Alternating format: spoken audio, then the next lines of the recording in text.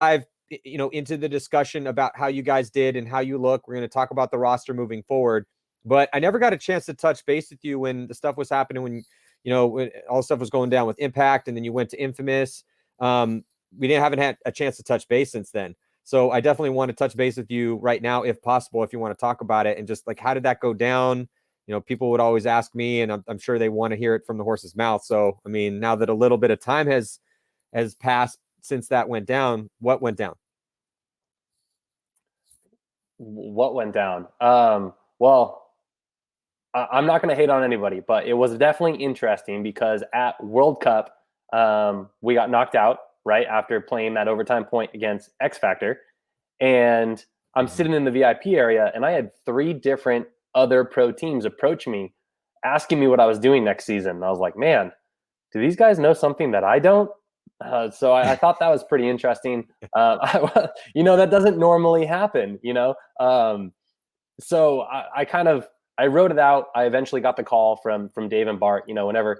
Whenever 2 coaches call you at the same time, it's like getting called in the principal's office. Ain't nothing good gonna happen. So I told myself Yeah, I was going if to they're retire like, with yeah, Impact, so and it's like Principal Harris, and then they're like, oh, we also have your dad is here too, and you're like, oh my god, what is happening right now? Why is my dad here? This cannot possibly be good. yeah, at that point, nothing's going your way, right? So basically, they told me that I wasn't a good fit after last season's performance, and agree to disagree as far as those things go. But I told myself I was going to retire with Impact. I've always jumped teams for a good reason, one way or another, and I was done. I was happy to be on Impact. I was playing with some guys I'd played with before, and I was going to retire. But Infamous was one of the teams that reached out to me along the way, and the team, it's an Infamous brand, not outside sponsors other than a handful like Eclipse and Bunker King. But they made me want to play again. And after that first event, even though we didn't do as well as we wanted to, I'm having fun, man. I just, sometimes you forget how fun paintball can be. Yeah, paintball can be very fun. It's also a big challenge. I would like to get your thoughts on the game itself because you have been playing at such a high level for such a long time. But before we kind of leave the Impact and put that to bed, because when I had asked you for a quote, you said, man, basically they told me that, I wasn't, the way I was playing the game, my aggression wasn't necessarily the best fit within the framework of how, Impact was playing the game. And I mean, but before we kind of just, again, put that to bed, I would like to get your thoughts because you were there last year. And, we have the Impact Series coming out. I think it's a fascinating time to be following that team because they had such a mediocre year after the first win. So you did get to play a decent amount in Vegas. You were one of the starters on Sunday when you guys won that event in Vegas. So, and then there was another win that was put on the board in Prague as well later on in the season. Now that's over in Europe, and as much as I love the NXL Europe and there's some really good teams and players over there, the league is not as strong as it is in the States. That's why the Russians decided to play over in the United States instead of dedicate their time to Europe. Regardless, that's a different conversation. But I would like your thoughts because you were there in the trenches with Impact last year. What do you think it was? What happened? I mean, there was just so difficult to try to pin it down because, you guys go into that first event, you win Vegas, and then after that, it was just disappointing loss after frustrating finish after disappointing loss. The come from behind victory. It was put on the board by the Russians, that historic 9-second point in Texas. And then you guys had another loss in a wild card round. Anyway, just what happened from your perspective with Impact in 2019? So going into Vegas, Impact Paintball was very easy to play. The field dictated the speed. There wasn't a lot of options outside of get in there alive, lock down the zones, win the first point, and make the team come through, right? It was a really slow layout, which fit Impact style. But in my opinion, their Impact has become so consumed in that one way to win that they're overlooking some of the aggressive moves that help them win those tournaments, especially as you say in the commercial, they've become the mountain. Guys like JC, guys like Mouse, when they go and they punch holes in the game, they allow the team to do more.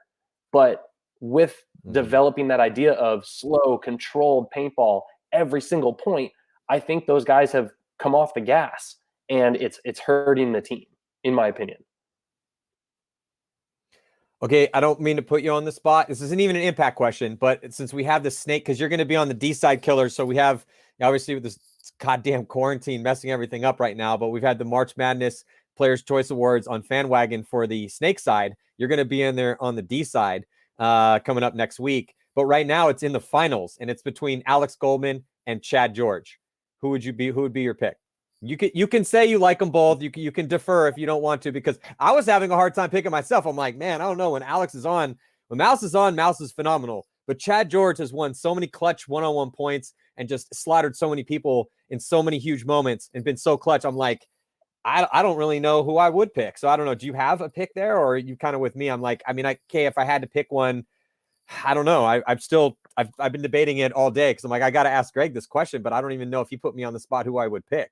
But do you have a pick? I have a pick. I've been telling Chad George to his face for like the last 5 years that he's the MVP. 100%. I mean, since like 2016, he learned how not to go to the snake off the break. Truly. And that's not an insult to Chad. He just learned how to work himself in, learned how to play the two, let someone else come in and help him. And he has been a force for Houston Heat ever since. Yeah. Yeah. Chad George is, I think that it's just with what we saw out of Mouse at the last event, when Mouse is on, he almost is unstoppable. I mean, he'll put up insane kill counts. He's almost shooting 2 guys per point when he plays, but he's very inconsistent compared to Chad George. Chad George took an injury at the last event, so he couldn't play. But if we had to go with overall career as far as consistency, like if I had to pick a guy just from between those 2 guys to put into any instance, regardless of how they were playing that event, I would have to go with Chad, because Chad is, it's like we always say, it's like if you give out of from 1 to 10, if you play at a 10 1 point and a 2 the other, and you're super inconsistent, it's really hard to coach around that. It's very difficult to fit guys in when, it looks like we might, we get him right back. It's really hard to coach around that. And that's kind of how Mouse is sometimes. Mouse is, he can play at literally at a 10. A lot of guys will be like, oh, play at a 10. And we've had this discussion before. I'd rather have, I just need you to play honestly at like a 6, 7, or 8 most of the time. That'd be great, because playing at a 10 is incredibly difficult. But Mouse can play at a 10. So can Chad George. But Chad George has been, to your point, so much more consistent the past few seasons. So I think you might have to give the nod to Chad if we're taking that into consideration. But when Mouse is on, man, he is just so ridiculous that you never really know. Anyway, but we do have the D side matchups. Those are coming up next. I can't remember off the top of my head who you're matched up with. But yeah, that's going down. You guys can all vote on that on FanWagon. So then was there multiple teams that were looking? I'm good. Like you said, 3 different teams came up to you and they're like, hey, Greg, and you talked about, I mean, you are one of the premier attackers, specifically on the D side of the field. You're a coveted, one. It's kind of hard to get someone at your level of the game. And you had, gone from the Los Angeles Ironman over to Impact. Was there anyone else, or was it like blatantly no? Infamous is rebuilding. I really like what Travis has got going on over there. I like the other guys are picking up. I'm going that way. It wasn't blatant. I mean, of the teams I talked to, I'll just tell you, it came down to Damage, Revo, and Infamous. And there was a lot going into it, but honestly, one of the tipping factors is I have a wife and a baby now. So commuting to the Midwest for practice is a lot easier than commuting from West Coast to East Coast every practice. So that actually had a heavy influence in my decision making. Yeah, I mean, that definitely makes sense. You have a business, like you said, you got a new baby. I know I officiated your wedding, so I definitely know you got a new wife. But no, it's and a beautiful one at that, and an awesome business. I mean, you have your life really set up pretty awesome up there. You worked very hard. I keep seeing your Instagram posts of your ass waking up at like 3:30 in the morning, which I totally respect. It's pretty amazing. Yeah. So I've also got a baby on the way too, so I'm probably going to be also riding that that midnight oil. But oh yeah, but caffeine and passion, dude. That's all you got to run on. Yeah, caffeine and passion. Yeah, totally right. But look, you've gone from being that teenager just scraping by, and you've slowly but surely built your life up. But that's part of it. And I always, when guys younger, talk to younger guys. I mean, this maybe could be a point in the conversation. Maybe we could talk a little bit about this. I mean, talk about trying to fit the game of paintball in to your regular life? And do you have any advice for these younger guys coming up? Because, yeah, you can make some money playing the game of paintball if you are incredibly dedicated and a special player. Sure, you can make some money doing this. Can you make a living doing it? Yeah, there's a handful of guys that do. But I always would advise guys, look, go to school or get a trade, figure out something that you can, do to make money, and then dovetail having tournament paintball be a part of your life in with those other things. I think that that's ideal because, the chances that you're going to be the next Oliver Lang probably are pretty slim. So you need to prepare for the fact that you're not going to be the next Oliver Lang. And that even if you are making some money off this game, that's just going to be extra money that you get to put away a little bit or spend on some cool stuff as opposed to like the money that you're living off of. What do you think? I fully agree. I mean, I had the influence from my family where I pretty much had to go to college or they were going to disown me. So that was part of it. But I mean, I've always been like that person that I post about on Instagram. I was on the grinder working 3 a.m. shifts, driving a forklift so that I could afford to keep playing paintball. I mean, I remember going into school, holding the jersey up, like, please, I have to go. Like, I have sponsors. It's real, and begging to make those things happen. But advice to people now is the dream is not like all it's cracked up to be. Not that paintball isn't, but it's not like you said, you're going to make a living, no problem. You got to grind all week long and make sure that you can create time and money to go do those things, whether you're able to or not.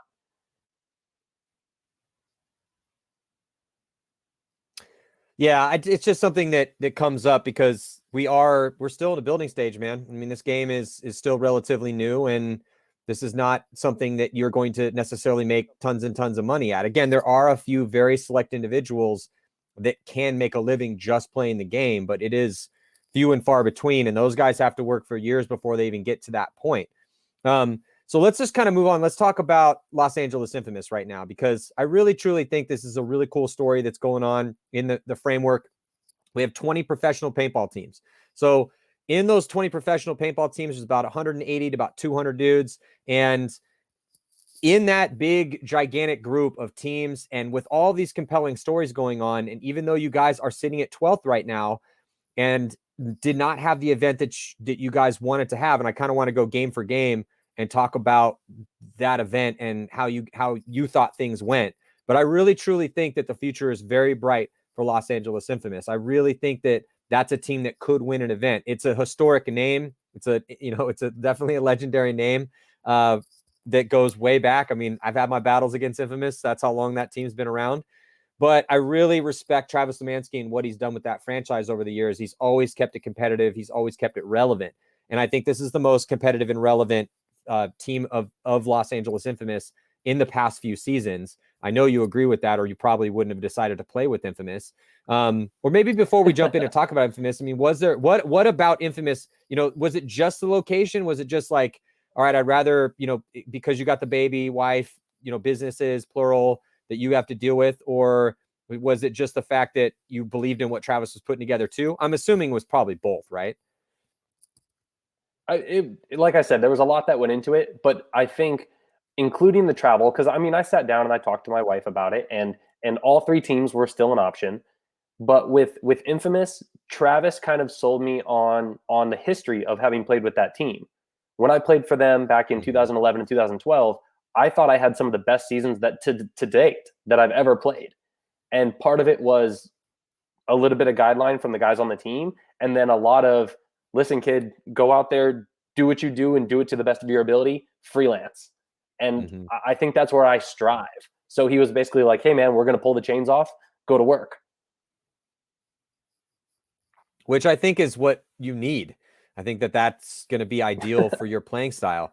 So, because that's the type of player that you are. I mean, I've been watching you play paintball since you were a teenager, and you kind of thrive in that chaos, which has always been Infamous's brand of paintball. Infamous has not been let's create like a real tactical moment for ourselves and cross it up. And that's not how Infamous has won tournaments in the past. And if you look at the best teams, and we talk about this all the time because it's true, but if you look at the best teams in the world, like the Ironmen did not win this last tournament by hiding in the back and playing defense. The Russians, Impact, when they play really well, Dynasty, X Factor, any of the teams that have won recently, they do not win by just being very one-dimensional and playing defensive paintball. So the fact that you guys have all of these, and because I really want to talk about your roster, and we had Harrison Fry come on the show not too long ago and discuss the same thing, but I definitely want, you've been around a lot longer than Harrison is, and you've seen a lot of top teams, so I definitely want your vibe on this. But heading into the event with the roster that you guys had, I knew it was going to be kind of tough, but this is the fact that the Ironman won the first event. I really hope sends a big boost of confidence to every single team out there, because they also just put their team together. So if the Ironman can go through the meat grinder like they did and win that tournament with the roster that they have, there's no reason that Infamous can't go into the next event and win that event, or that Rebel can't do it, or, obviously any of the teams that have already done it, or just, it really, to me, should be opening up those possibilities in people's brains of what can happen out there on a pro field in this league. So anyway, so let's jump into game number 1. You guys play San Diego Dynasty. You went up on them a couple points. Then they came back, put a bunch of points up on you guys. And then you guys almost kind of conceded maybe to keep the spread the way that it was. Like, talk to me a little bit about this first match you guys played against Dynasty. Yeah, so we went up quick, and we were really confident going into the first match because we felt we played so well against good teams in practice. To be honest, I'll be the first one to say, I think that I cost us 2 points early, and just dying when I shouldn't have, not reacting the way I should have, and it bit us. Everything was a 1-point game. So after that, yeah, towards the end, we're like, hey man, it's game 1. We got to stop the bleeding. We got to play AC Dallas next. Like, hold your breath, buckle down, and make sure it doesn't get any worse. Yeah, I actually agreed with that at the time. We were talking about it, and this is, I feel like, another level of the tactics and strategy behind the scenes, or, it's not really behind the scenes, but what's going on in that pit with the coaches and their top players discussing that, because point spread is so crucial. And if you feel that you're going to come anywhere close, but it was just kind of a tough moment because this is in game 1, but you do not want to lose a game by more than, I'd say, 4 points, because once you start getting deep into that type of a loss, that means you have to have a really big win, or you need to put up a bunch of wins in order to negate that huge deficit that you had. And so if you're not thinking about point spread, you're not really doing your due diligence to make sure that your team is moving on to Sunday, especially if you're a team that's on a rebuild, an up and coming squad. I mean, even a top team. It just, when that was happening, I was thinking like, oh, okay, this is actually a really highly intelligent decision, because it was starting to get away from you guys. But then Yosh has a dirty hang. He had a hit on his pack that he didn't see, and all of a sudden it kind of changed things around. And then you guys came back and scored a couple points, and it made it a much closer game than it had kind of been to that point. But so you lose by 1 there. Then now you guys go and you play AC Dallas. So talk to me a little bit about this game, because you guys. Oh wait, sorry. Yeah, AC Dallas, and then aftermath game after that. But this game was close, man. This was one of, so as I was kind of going through and picking the top 10 games from the prelims, we had a lot of awesome games. Sure, there were some blowouts. It's going to be blowouts all the time. We had some really good games in the prelims. It was actually hard to, it was like more, there was like 12 to 13 games that I was like, oh, well, this game could be in there. This game could be in there. There's a lot of Infamous games, because you guys, every single one of your games in the prelims was incredibly close. This was another one. It was blow for blow. What are your thoughts on this matchup? I mean, it was 3-3, and then Matt Jackson came through that center and just dominated you guys for, like, when I think there was about just a couple minutes left. When I was looking at my notes real quick. Yeah, it's just like, I think not a lot of time left in that match. Again, this is that AC Dallas match. What are your thoughts on what happened there? Close game. So close game. And again, I can tell you from a team perspective, but my best is going to be from my personal perspective. This is the part where paintball lived up to its name. You can't outplay, you can't outrun new team building issues. My own team shot me like 3 times. So when those things happen, it gets real hard to make the rest of the things work. But I mean, as a whole, we played really well. We knew going into that, because we actually ended up practicing AC Dallas going into this event. We knew that we had to shut down Fuzzy. He was unreal on this field. Yeah. And we were doing that. But as soon as he found a way through it, we started running into a little bit of trouble. And then I didn't feel like we could be as aggressive as we should have been on that snake side. Yeah, I would have to agree with you. I feel that I mean, you guys grinded your gears a little bit in general. I felt that every single one of your guys had individual moments where I was like, oh, Cody Chong just had a really good point. Oh, Harrison just had a really good point. Greg just had a good point. Thomas had a good point. I thought Cody Minkowski played outstanding for the event, but it was one of those. And as we get kind of deeper in, so this is game 2. And I feel like after you guys went down and you had your 2 losses and you were sitting at 0-2, which is a place that Infamous is very familiar with. The first 3 events last year, I know you weren't on the team last year, but the first 3 events last year, Infamous went 0-2, and then they would win both their games on Saturday, and they would go 2-2 and cross their fingers and hope they made it on to Sunday. Like it happened every single event up into event 4. So not a strange place for Infamous to be. But that being said, it was like, and I wanted to ask you this because I felt that you had a pretty decent tournament, but I also felt that you were trying to do a little too much. And I also felt an over battling slightly. And I felt like that was almost everybody on the team. And especially as it got deeper into we have to win this game situation.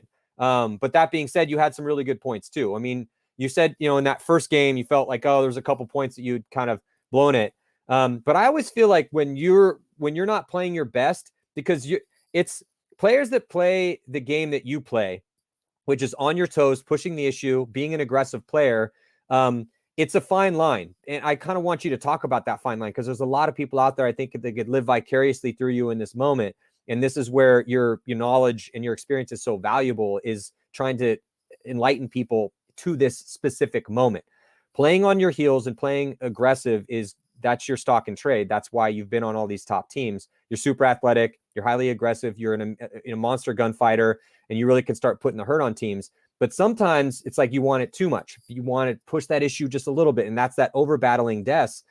But I saw that with a lot of guys, and a lot of guys just trying to do it themselves, which is kind of, I think, the story of that Aftermath game. You guys dug a little bit of a hole in that Aftermath game. We'll get into the level game, but every single one of your games was a 1-point match. With AC Dallas, you guys went up a couple.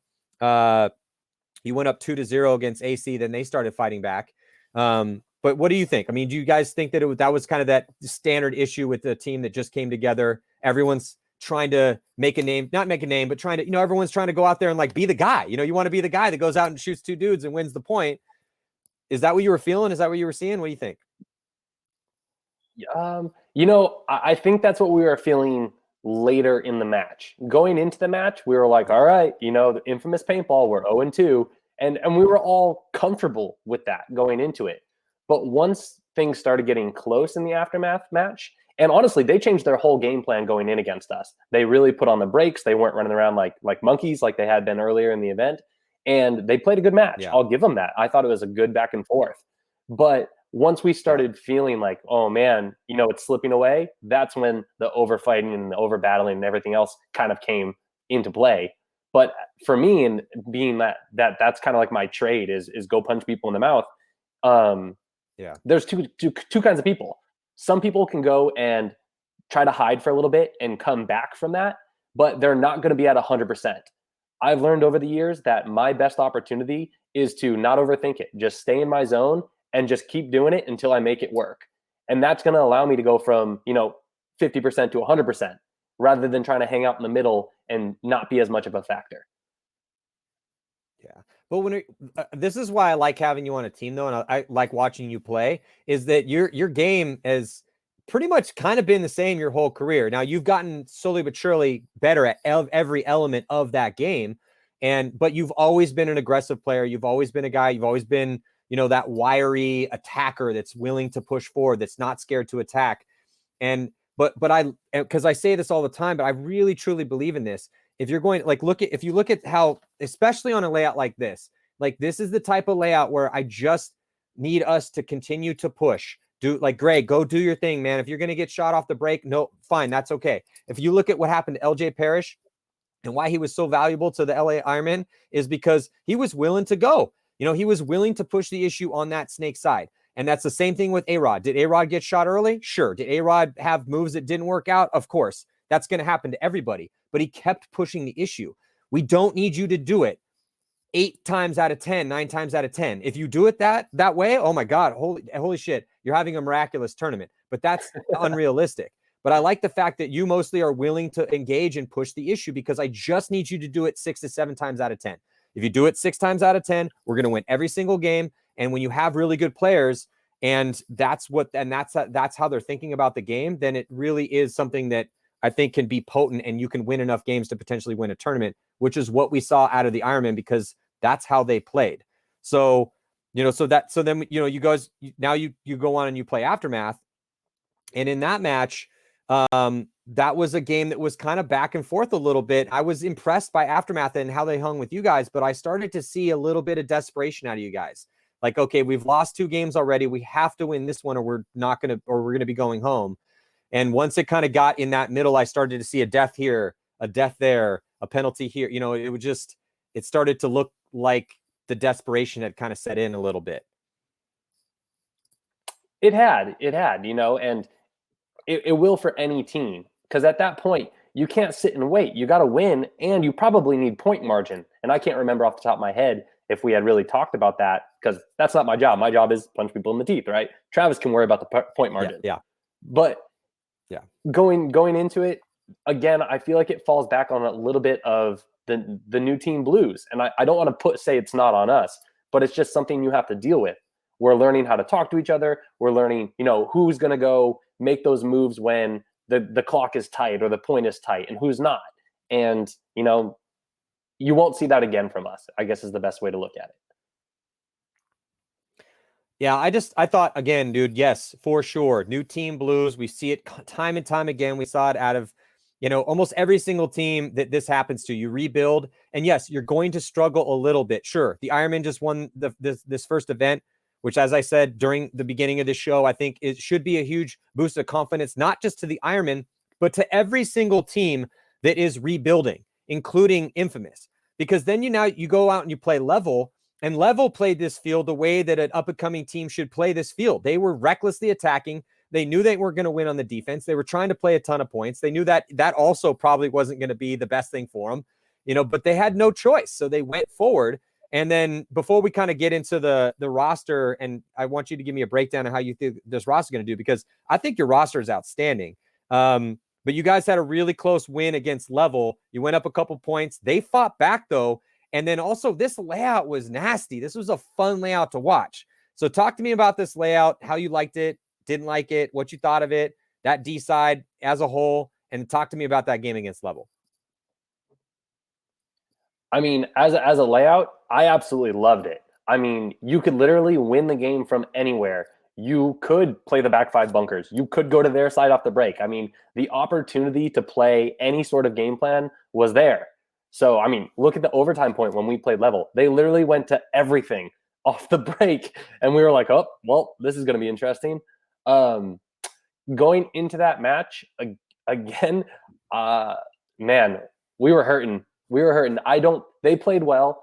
They played aggressive. They tried to play a lot of points against us, but I think we were just worn out. I mean, I don't have a good answer for it. Honestly, I hate to say that, but I think we should have outplayed them by a mile, and we beat them by an inch.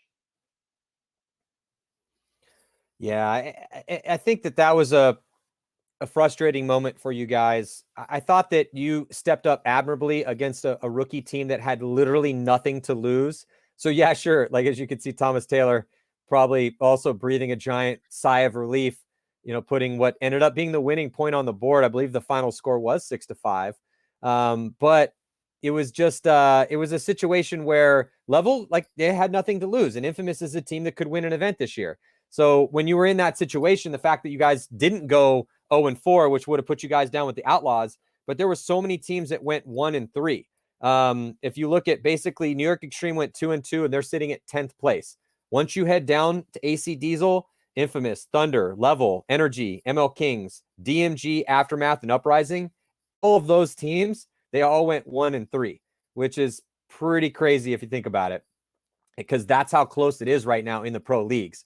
The parity, we were saying this before the event. I'm going to continue to say it. The parity is insane. It's getting very interesting at the top level. But let's talk about your roster before I let you go here. Also, you guys' plus minus was incredibly close. You had 19 points for, 21 against for a -2. You went 1-3, but every single one of your games was decided by 1 point. It was very fun. Like I said, there's almost every single one of your games is going to be in that top 10 games to watch because it was so fun to watch every single one of your matches. But your roster that This Thomas, is what gives me gray hair. sorry, that Travis Lemansky is. Yeah, I know. Hey, bro, I got tons of gray hair, man. I mean, I have no hair up top, so I feel you. But yes, yeah, but this is the paintball game, man. This is the paintball life. So before I let you go, talk to me about this roster, man. It starts off, Cody was your kill count leader, barely, but it was pretty even if you go all the way down. And I really thought that you guys had some really good performances out of pretty much everyone on the roster, and everyone got spins. There's a lot of weapons out there. Yeah, I mean, we're stacked. So funny enough, and you had asked about the layout. Towards the end there, I started playing up the middle. And when we got onto this layout, I played the Dorito side all of day one. Yeah, day two, I was like, hey, Travis, I really want to try this move up into the 50 bricks. And long story short, it went terribly wrong like 3 or 4 times in a row. And I was like, okay, I'm done trying. And then we come to the event, and I felt like I played my best in the middle. But our roster right now is super dynamic. Like we talked about, you need those guys who are going to go punch holes in the game and be super aggressive. And Thomas is still doing that. I'm here to do that. And then we have guys like Callie and Cody, who are just going to be alive. Whether the game goes really good or really bad, they're going to be there. With Harrison and Mike, so this is my first time playing with those guys and my first time playing with Cody Chong. I was actually really impressed with all of them. I know Cody's been in the league for a little while. He played with the Outlaws before, but this is my first experience with him. And he is just super receptive, crushes it at practice, wants nothing but to improve and be better at every inch. And then Harrison's the same way. He's just working super hard. He really stood out when he played with Thunder last year. And I think he's going to get his feet under him really quick with this team. With Mike, man, that dude's got rockets in his shoes. He is the fastest player that I think I've played with. It's insane. But he's just he's a brute, man. He'll go into anybody, and he's going to be one of those aggressors again once he gets a little bit more consistency under him. But we have enough experience to help all those guys do that, and it's going to make us a really solid.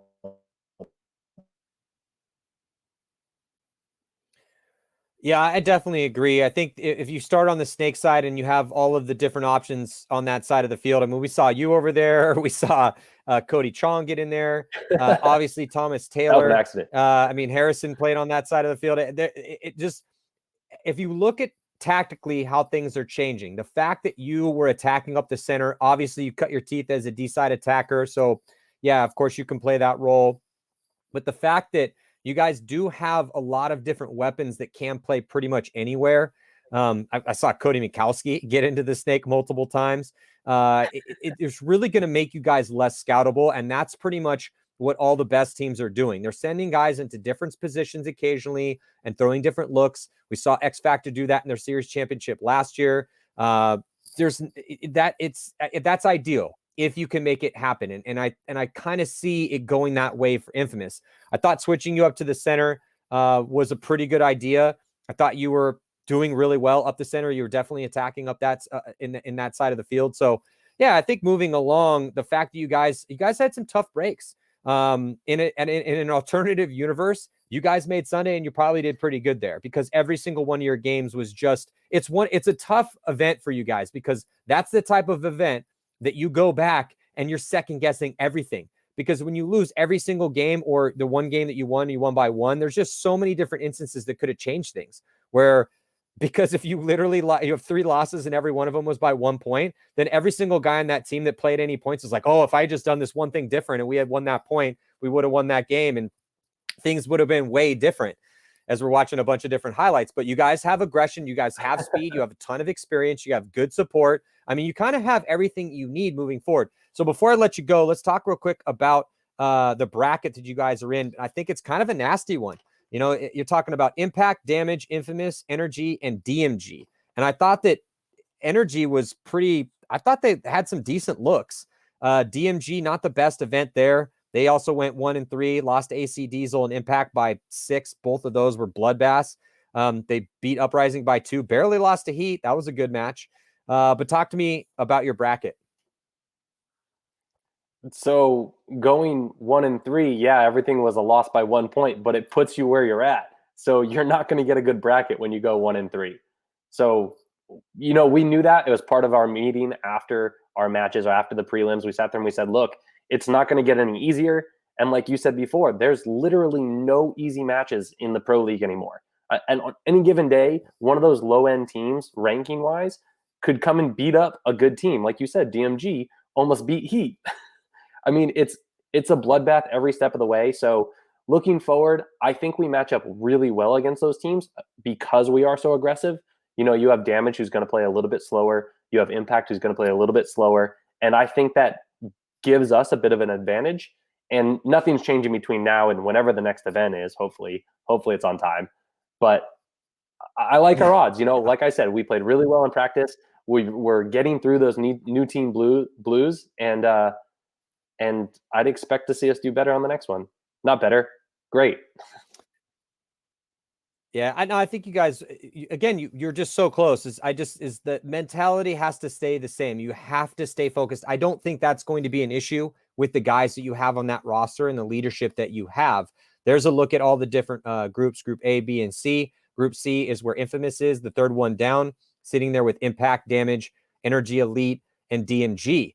I don't necessarily know if that's the bracket of death, just because we saw so many different teams have compelling stories and so many teams with 1 and 3. It's really going to be tough to tell.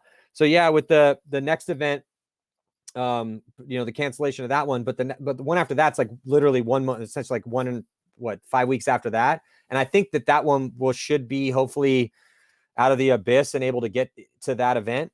Crossing my fingers, obviously, but it's going to be interesting to see which one of these is going to be the brackets or the bracket of death.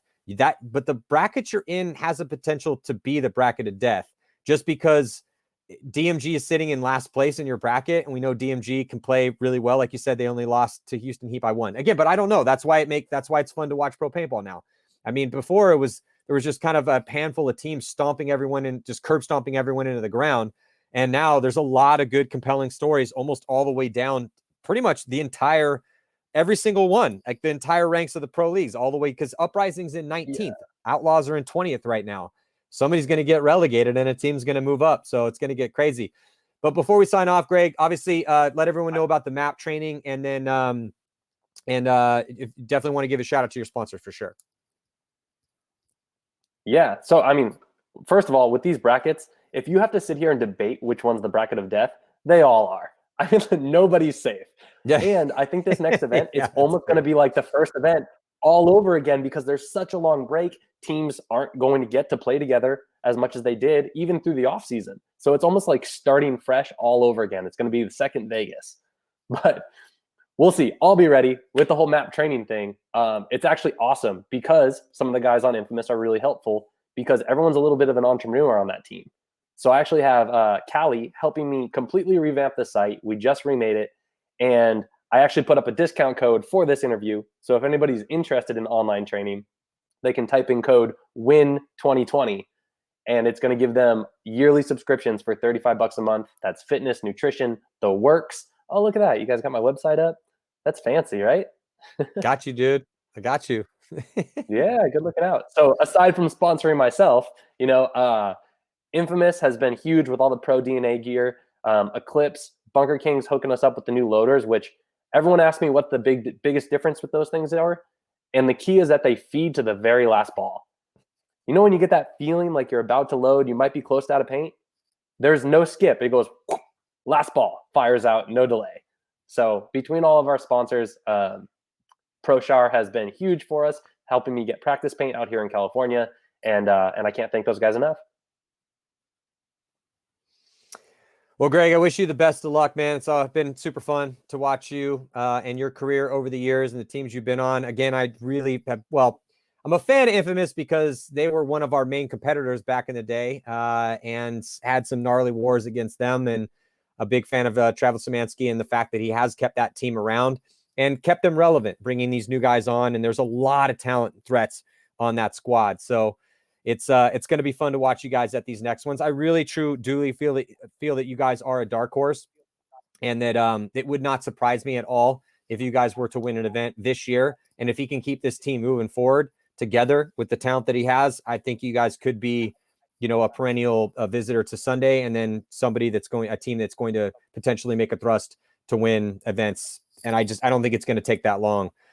Again, if you go back and rewatch all those different points, the fact that you did lose all those games, but you only lost them by one, there's so many little instances here or there that could have changed things. So definitely look out for Infamous. Definitely check out Greg Siewers' map training.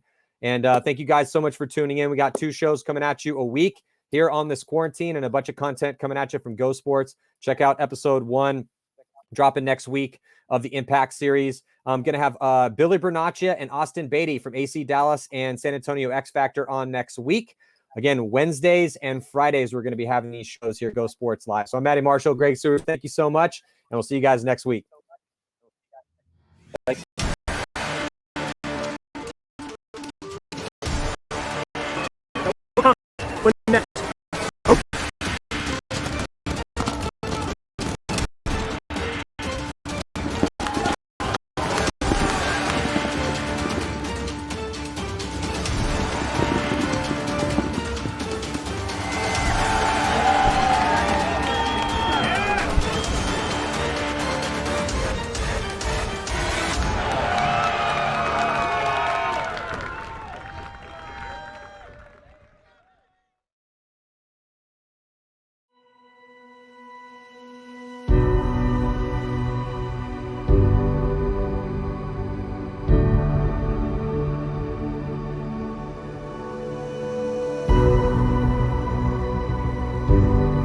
The game of paintball is a diverse activity that means many different things to many different people.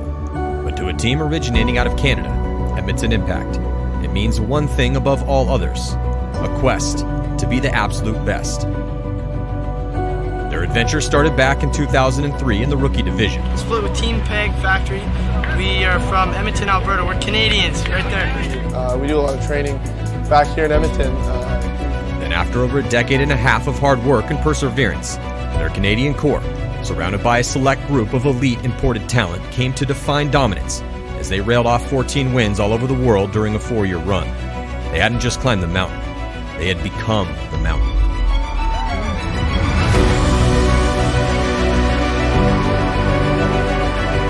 That's it. So big congratulations to Edmonton Impact. Love your Impact. Way to go. It says a lot. I think about the boys and 10 years old playing, and you never dreamed of coming this far and how we've come. And after their success with the win in Vegas last year, they hit a slump with disappointing finish after frustrating performance. But changes were made and new players were brought in. Now re-energized and reformed, Impact's mission remains the same as it always has been: crush everyone on the way to the #1 spot and become the best team ever to pick up a paintball gun. Join us on the Impact series as we dive into all the on and off field drama that drives this legendary squad and their journey to get back to the top. Brought to you only by GoSports.com.